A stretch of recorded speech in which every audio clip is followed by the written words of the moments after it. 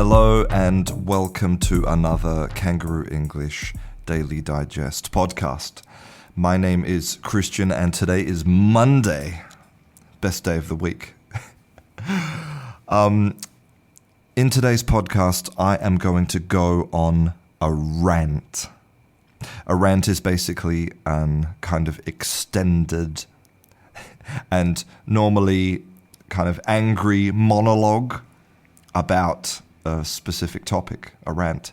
And what I'm going to rant about today is about the criticism I've received after my interview with Professor Jennifer Jenkins from the University of Southampton. So, in my interview with Miss Jenkins, which I published on my YouTube channel, she talks about various subjects, all related to this idea of destroying the myth of the native speaker as a kind of objective and a standard for learners of English. And I've received lots of emails and messages about this subject, and they're sort of 50-50, so they're split down the middle. One camp is very happy to hear about the work of Miss Jenkins, the work that she's doing to sort of debunk all of these myths about what native speakers are and what language is and what it means to be a non-native speaker of English or teacher of English. And the other half of the people, the other camp, they are very upset at the idea of people flagrantly abusing their language. And that is today's word of the day. Today's word of the day is flagrant.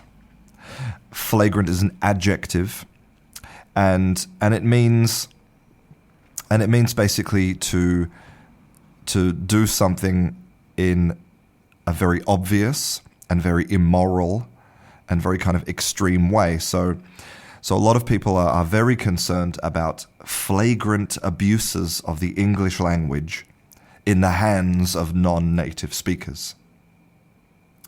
And you know, I've received lots of criticism about the idea that basically non-native speakers, if they don't have these kind of rules and these guidelines and these strict kind of perfect model of English, if they don't follow that, then what they're doing is they're destroying a beautiful thing. Now, and this is where my rant begins. So this is a very dangerous way to think, because what it shows is it shows a fundamental lack of understanding about what language is and how it works. And it also basically shows, you know, the remnants, the sort of leftover fragments of linguistic imperialism.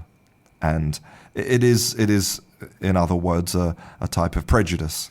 And so let me explain why. So in order to believe that there is a perfect English, a standard English that can be destroyed or made ugly by non-native speakers, then you have to suppose that this perfect and standard and beautiful English exists. But here's the thing.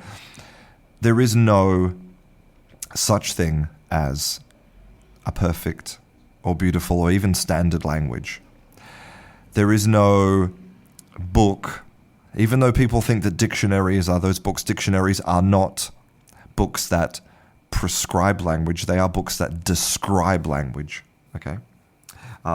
So there's no book, there's no council of high linguists from universities, there's no government body, there's no agency of people who can tell you how to use English. It just doesn't exist. There's what we have, the way that language works, is that we have standards and rules that exist because they have been decided by the people who use the language every day to get things done. So let me give you some examples of what I'm talking about. So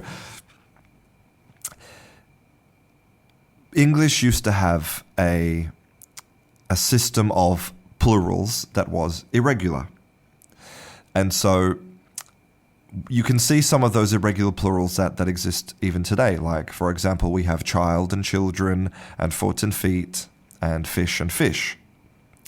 But that was quite complicated to learn for people who were non-native speakers. So foreigners who want to come in and learn the language, it's quite complicated to learn all of these irregular plurals. So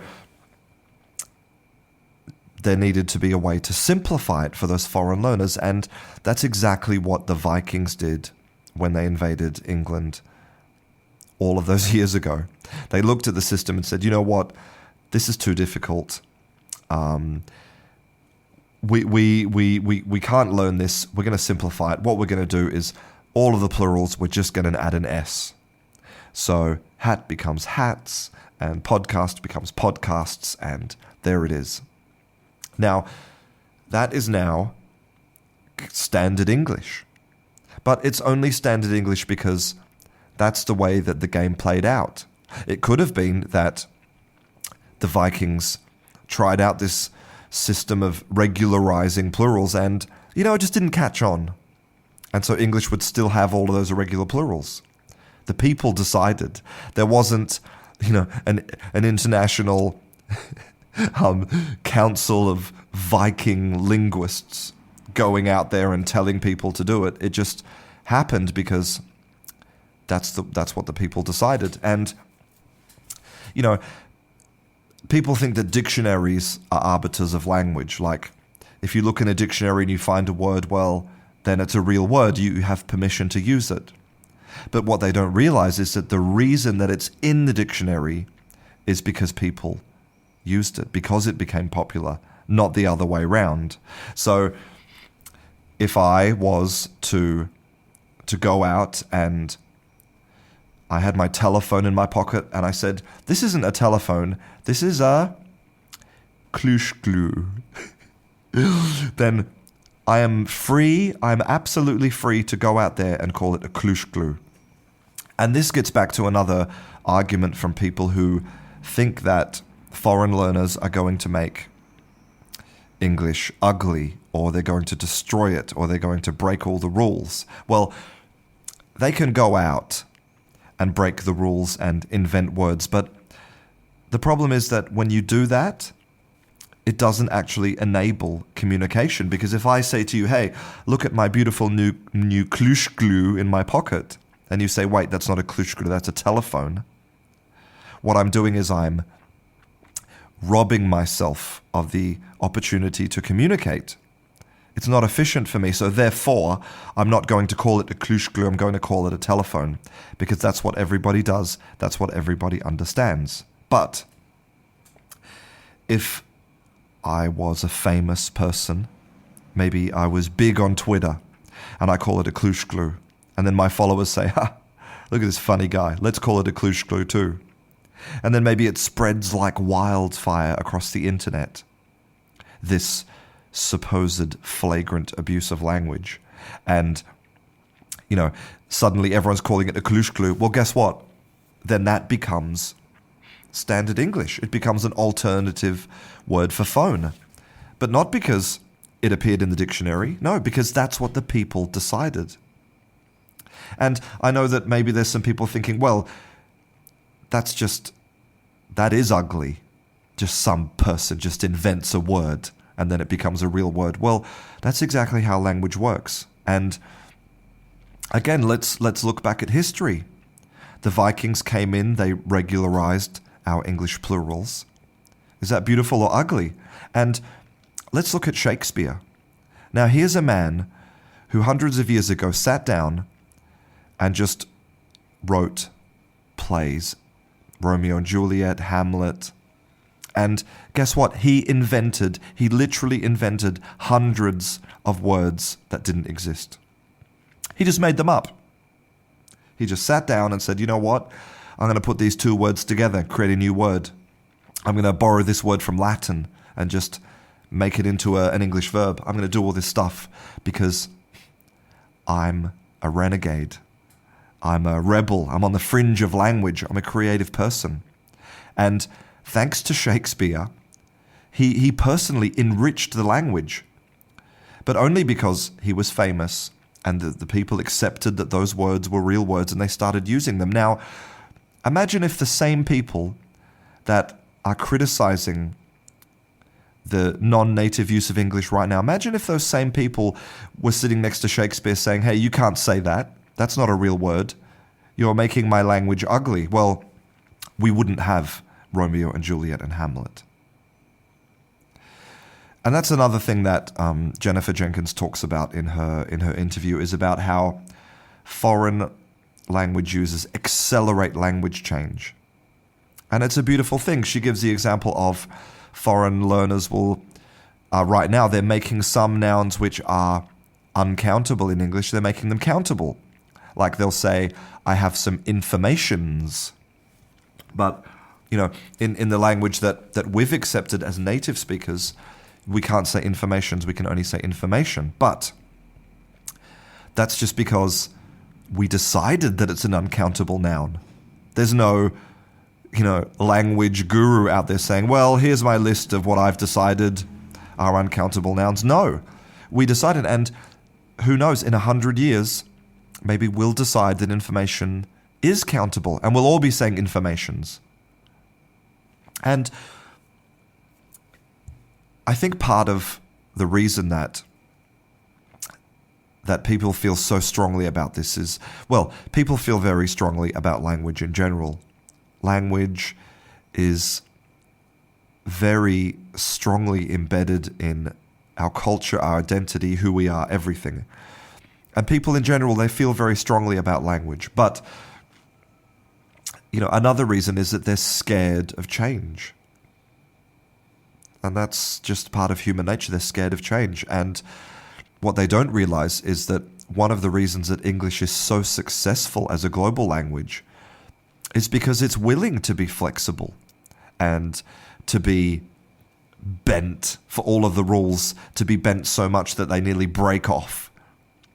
That it's willing to accept words and phrases from other languages, that it doesn't, commit prejudice against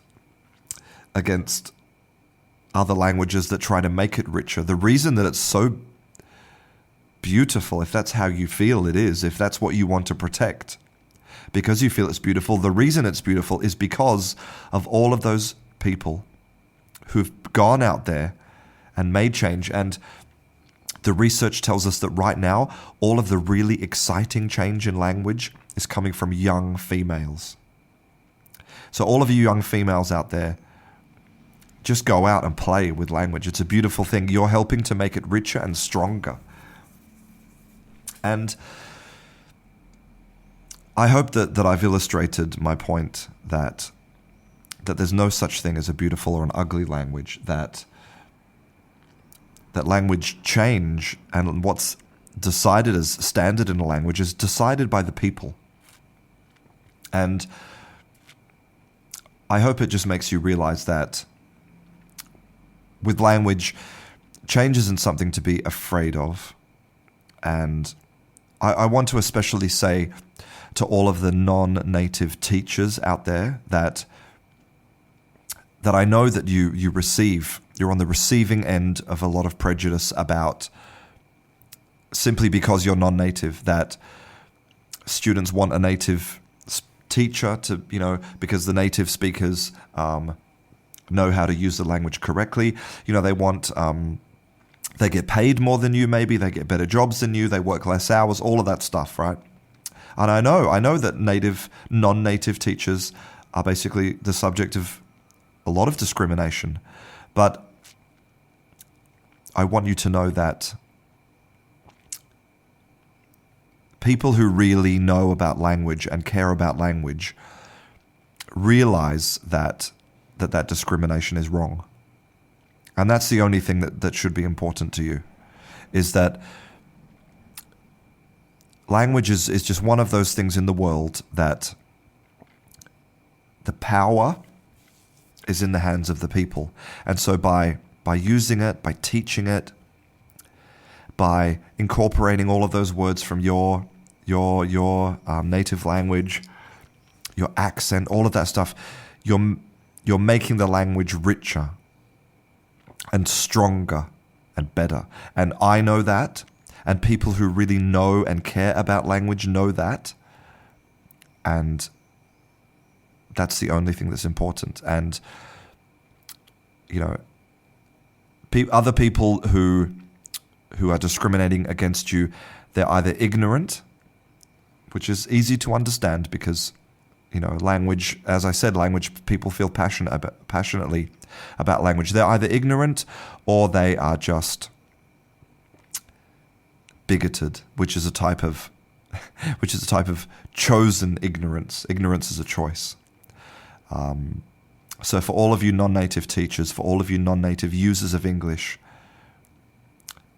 the people who really matter know that what you're doing is a beautiful thing.